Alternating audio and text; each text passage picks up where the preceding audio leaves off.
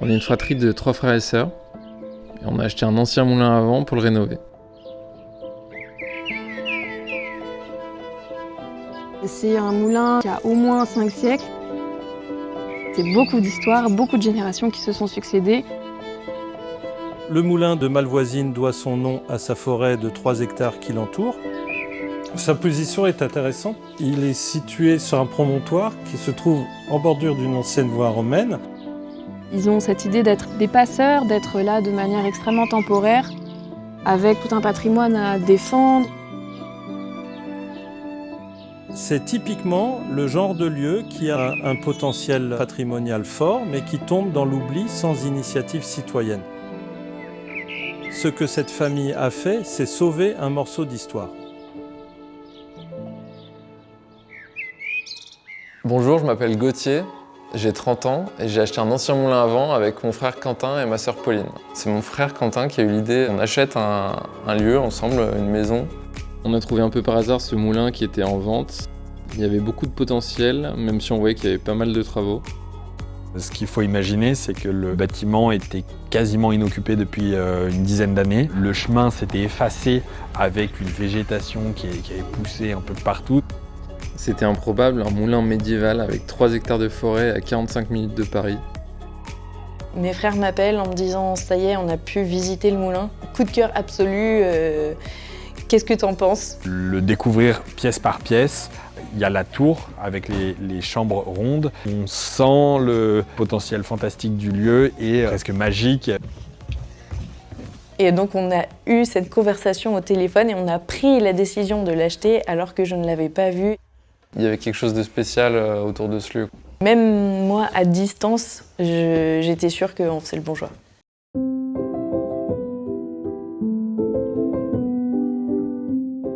Alors le moulin, c'est une vieille bâtisse du XVIe siècle. C'est un lieu hors du temps, mais c'est un peu notre cocon, une bulle au vert.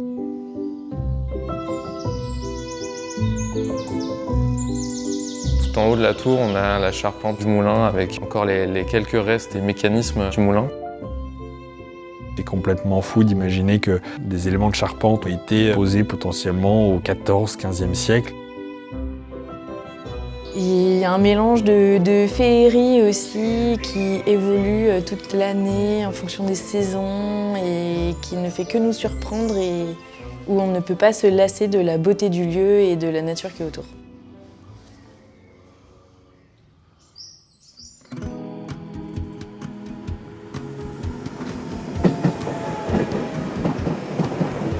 Je suis venu avec le géotextile bien chargé dans le sac. Et là, on est à combien de temps par exemple ? Là, on est à 34 minutes. Donc, c'est vrai que c'est assez pratique quand même d'avoir le train direct comme ça. En une trentaine de minutes, t'arrives, t'es à la campagne. C'est un gros changement d'ambiance, quoi.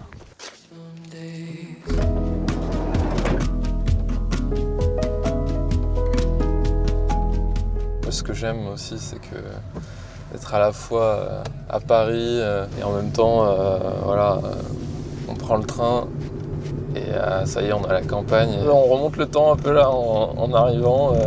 C'est un peu ça, on remonte 5 siècles en arrière. Je suis pas encore habitué à ça, enfin, ça me fait toujours un petit effet.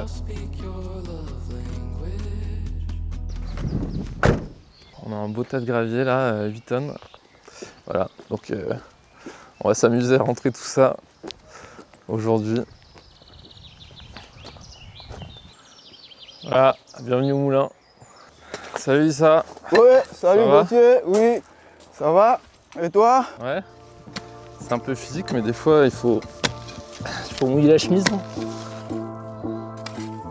À la base, je suis directeur artistique. Depuis 1 an, j'ai quitté mon job pour travailler au moulin à plein temps. Quand on fait des changements de vie comme ça, on s'attend À soulever 8 tonnes de gravier un mardi après-midi. Non, c'est vrai que c'était pas, on s'imagine pas tout ça.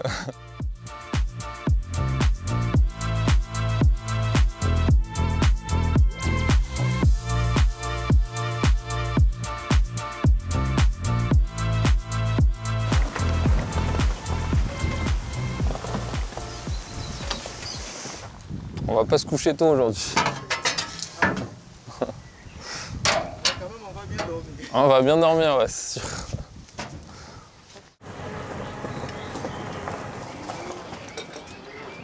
Et puis on n'a pas fini là. Plus que 50 allers-retours et c'est bon. Tous les jours il y a des nouveaux chantiers, c'est jamais la même chose. Donc là je découvre comment faire une terrasse en gravier. Après l'achat, on a eu 1 an de rénovation. Il faut s'imaginer un bâtiment du XVIe siècle qui n'avait pas été touché depuis les années 60-70. Donc toute l'électricité à refaire. On a ajouté des salles de bain. On a abattu un mur porteur de plus d'1 mètre de large. Alors du coup, quand on a eu l'idée de développer des retraites, il manquait en fait un espace de réception. Initialement, on avait imaginé une grande tente. Les serres en verre comme ça, c'était un rêve, mais je me disais non mais c'est inaccessible. On arrive à tomber sur ce fournisseur de serres agricoles qui fait des finitions un peu plus raffinées. On a fait appel à un transporteur. On a dû louer un engin énorme, tout-terrain, pour amener tout ça. On a eu des bonnes sueurs froides aussi avec tout le chargement en verre accroché à la machine. Et tout ce chantier s'est fait bien sûr sous la pluie, donc il faut imaginer un champ de boue. Vu qu'on aime bien les challenges, on avait un gros événement familial où on recevait 60 personnes. Le jour où les convives arrivaient, les artisans partaient, donc il y a eu vraiment à quelques heures près la finalisation de cette serre.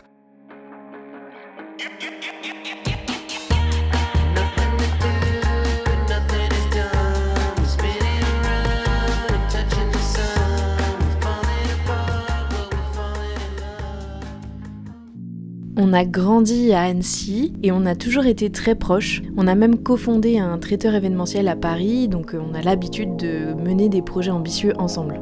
On est très différents et on a des qualités qui ne sont pas les mêmes, des personnalités aussi très différentes. Et c'est ça qui fait qu'on est complémentaires et que ça marche bien. Quentin, il a vraiment cette vision, il a toujours 1 ou 2, voire 3 coups d'avance. Gauthier, il a un sens des détails, il est vraiment artiste. Une des forces qu'on a aussi, c'est qu'on est capable d'apprendre et même de pas forcément avoir peur de quelque chose qu'on ne sait pas encore faire, de ne pas s'auto-limiter et de se dire que tout est possible. Est-ce que l'aîné de la fratrie a des avantages? Oui, je pense que je suis écoutée dans notre fratrie. Est-ce que j'ai le visage de la sagesse? Peut-être. Le moulin a transformé notre routine parisienne. Le week-end, on passe du temps dans la nature, on aime bien aller cueillir des fruits et légumes ensemble. C'est quand même une autre expérience que d'aller acheter ça dans un hypermarché où on sait pas d'où ça vient. Là, on sait que ça a poussé juste à côté.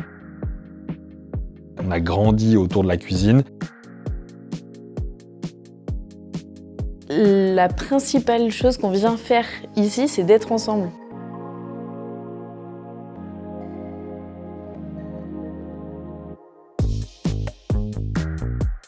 C'est aussi la raison pour laquelle on a créé le moulin, c'est le fait de se retrouver dans un moment autour de bons produits et le moment où on parle, on passe du temps ensemble. Et effectivement, c'est des moments qui ont beaucoup de valeur pour nous. Effectivement, là, c'est vrai que tu connais maintenant le moulin tout opérationnel, tout prêt. On fait tout beau. Ouais. Et effectivement, il y a eu plusieurs étapes avant d'en arriver là. Mais on a des photos. Tu veux voir des photos? Bah oui, avec plaisir. Tu vas halluciner. Ça. La salle de bain. La salle de bain. Je sais pas si on voit les taupes là. Moquette autour de la douche. Ah oui, c'est vrai que là, il n'y avait pas le lavabo. Le lavabo était dans l'angle. Mais la moquette, ça permettait d'éponger l'humidité comme ça. Ouais. Mais en fait, là, ça paraît tellement plus sombre alors que les murs sont blancs. Ouais. C'est parce que là, il y a la lumière. Bah, c'est vrai que ça fait plus froid en fait. Donc là, la cuisine que tu connais aujourd'hui et la cuisine d'origine. Et donc, faut imaginer donc une porte qui est à peu près de cette largeur-là et un mur qui fait cette épaisseur-là. Et donc là, complètement séparé de la cuisine. Et donc là, il y avait de mémoire une espèce un placard avec quelques étagères. Et donc là, juste petit couloir et complètement enfermé de ce côté-là. Une petite gazinière et cette partie-là. Et d'un espèce de lambris au mur, mais vraiment complètement fermé de l'espace. Et on pouvait vraiment se demander qu'est-ce qu'on allait pouvoir faire dans cette cuisine. Alors que tout notre objectif était justement de pouvoir passer du temps à manger ensemble ici et à cuisiner ensemble. C'est là où on voit que la façon dont on l'a pensé, c'était exactement pour vivre des moments. Et c'est comme ça en fait qu'on a réfléchi aux travaux. Je découvre tout, c'est impressionnant de voir la transformation avant-après. C'est très très réussi. J'adore ma sœur, mais je me verrais pas du tout faire ça avec elle. On a l'impression qu'il n'y a jamais un nuage noir au-dessus de cette fratrie, que tout a l'air tellement facile et que les relations, leurs discussions sont super simples, super apaisées. Alors justement, ce qui nous apaise énormément, c'est notamment notre rituel du sauna. On l'a installé et déposé ici dans la forêt.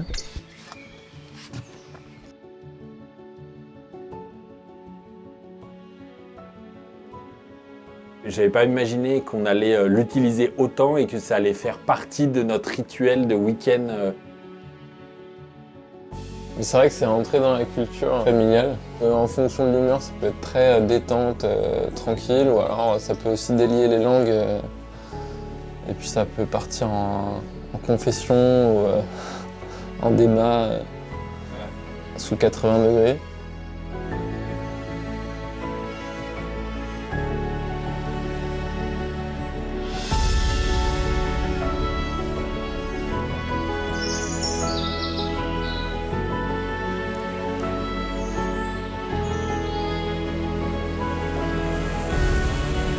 On a dû tout débroussailler. Et puis après, du coup, on a fait les petits chemins pour relier un peu les tentes. Je trouve ça met en valeur même la forêt. Ça fait comme un podium. Tout au long du chemin, on a fait des luminaires à partir du bois de la forêt. Et la force de Gauthier, c'est qu'il a une capacité à apprendre par lui-même. Pour la cabane, je pensais la faire ici. Donc comme ça, on est un peu entre le sauna et les tentes. On pourra mettre ici les bases, les dalles. Puis après, on pourra construire la cabane ici. Comme ça, c'est pas trop loin des tentes. Gauthier n'avait pas eu énormément d'expérience sur la partie manuelle. Et ne serait-ce que juste le ponton sur lequel on est, juste je lui ai montré comment utiliser en 4 minutes la scie. Et derrière, tout est fait, c'est magnifique. En fait, tu peux t'imaginer un truc sur le papier, et au final, ça marche pas. Et donc, c'est aussi rassurant quand on en parle avec Quentin, qu'il me donne son avis, qu'il valide l'idée aussi. Là où aussi on est très aligné avec Gauthier, c'est le fait de vouloir aussi intégrer dans l'environnement les différents éléments. On vient amener du confort et aussi malgré tout de l'usage avec du couchage complémentaire. Mais c'est vrai qu'il y a une vraie réflexion sur le fait qu'il faut que ça s'intègre super bien dans son environnement. D'avoir le moins d'impact possible, parce qu'on est dans un environnement quand même naturel, assez sauvage. Il y a le respect aussi au lieu.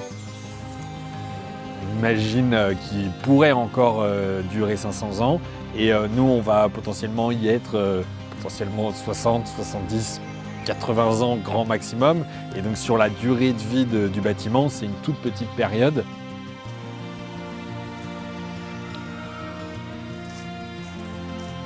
Ça semble une évidence qu'on poursuive ça dans l'aménagement et la décoration en y mettant, nous, notre touche. Donc c'est plus seulement l'histoire du moulin, c'est l'histoire de notre famille aussi.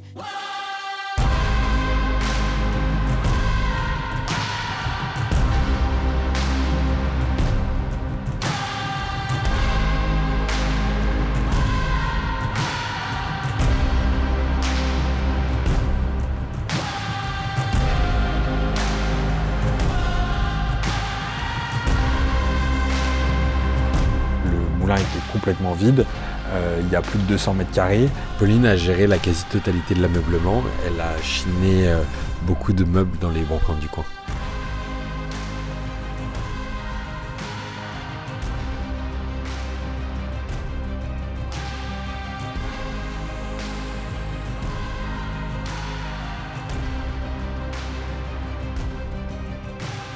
Moi, une de mes passions, vraiment, c'est la chine, les brocantes. Bien sûr qu'il fallait meubler de A à Z en partant justement de toute cette inspiration et tout cet univers qu'on voulait créer, mais en ayant tout à meubler et à décorer, mais c'était, pour moi, quel régal!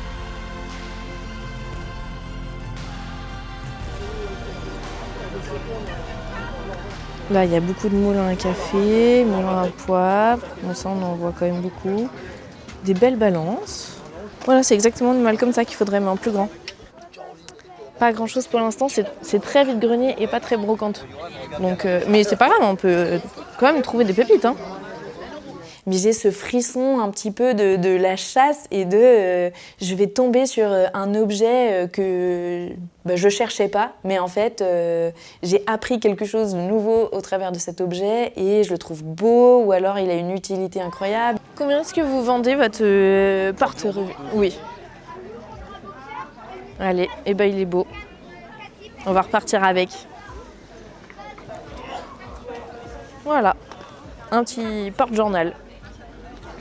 Pour le mettre où? Il peut avoir plusieurs utilités, c'est pour ça que je trouvais ça intéressant. Soit à côté du poêle, justement parce qu'on collectionne les journaux pour ensuite faire un allume-feu. Soit dans une chambre, à côté d'une table de chevet, avec quelques beaux livres dedans. Je suis sûre qu'il trouvera sa place. Puis après, il y a aussi toute l'histoire. Une des plus belles illustrations de ça, c'est notre table de salle à manger. Toutes les chaises qui sont autour de cette table proviennent de nos grands-parents ou des grands-parents de nos conjoints. Donc c'était aussi une image super belle quoi, de se dire mais en fait là on est à table avec nos ancêtres, à nous tous en fait. On a emprunté ensemble pour acheter le moulin et financer les travaux. Coût total 650 000 €. En 2025, ça va être la première vraie année rentable. Au départ, c'était une maison de famille, mais très vite, on l'a ouvert pour des retraites de yoga. On accueille aussi des séminaires et différents événements. Gauthier s'y consacre à temps plein, tandis que Pauline et moi continuons à gérer notre activité de traiteur. Ce qui fait qu'un projet de changement de vie peut fonctionner, selon moi, en fait, c'est de pas trop l'intellectualiser et de pas trop y réfléchir. Sinon, la peur vient vite. Je pense que c'est important de bien s'entourer. Faut en avoir l'envie. Faut y aller, faut foncer et puis après, en fait, on trouve des solutions au fur et à mesure. Par contre, il faut avoir très envie de le faire.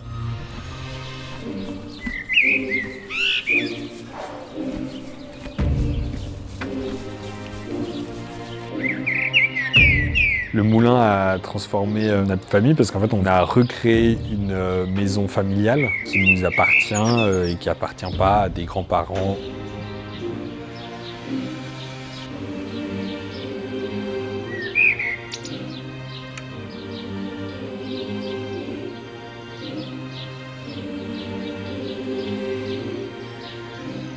Et vos parents sont fiers de vous?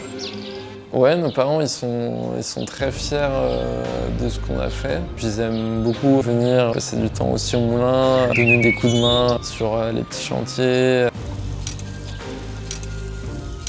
Là j'ai des pinces si vous avez besoin. Ouais. Et des grosses cuillères. Oh, ça a une bonne tête là, ça va le faire là, non? T'en penses quoi? Le bras zéro du dimanche des tontons. Maintenant, moi avec mon bébé, Gaspard, qui vient et qu'on passe du temps tous ensemble, à se retrouver ici. On parle tellement aussi de justement ces tontons qui vont lui apprendre à faire des cabanes dans le bois. C'est ça le sens en fait d'avoir fait ce moulin ensemble. 3, 2, 1. On a fêté ici la gender reveal party Gaspard. Donc c'est quand j'étais enceinte, pour apprendre si c'était un garçon ou une fille.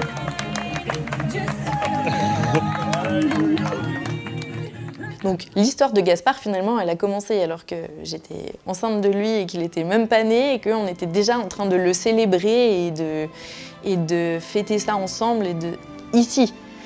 Mais du coup, j'oublierai jamais toute ma vie. Ce moment-là, ça me donne encore des frissons rien que d'y penser. Justement, le moment où on est là dans la pelouse avec tout le monde et puis qu'on découvre que ça va être un petit garçon, l'explosion de joie.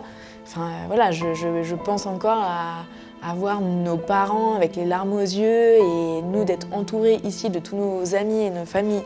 C'était magique. Voilà, à chaque fois que je parle de mon fils, forcément, l'émotion vient vite. Avoir repris ce moulin, c'est une chance. Et on a le devoir de respecter ce patrimoine et de le mettre en valeur. Une grande étude va être menée sur le moulin, car comme beaucoup d'autres, il reste largement méconnu. Grâce à cette fratrie, on va enfin pouvoir l'explorer, le comprendre, et peut-être même réécrire une partie de son histoire. Donc l'histoire du moulin n'est pas finie. Non, ça commence tout juste.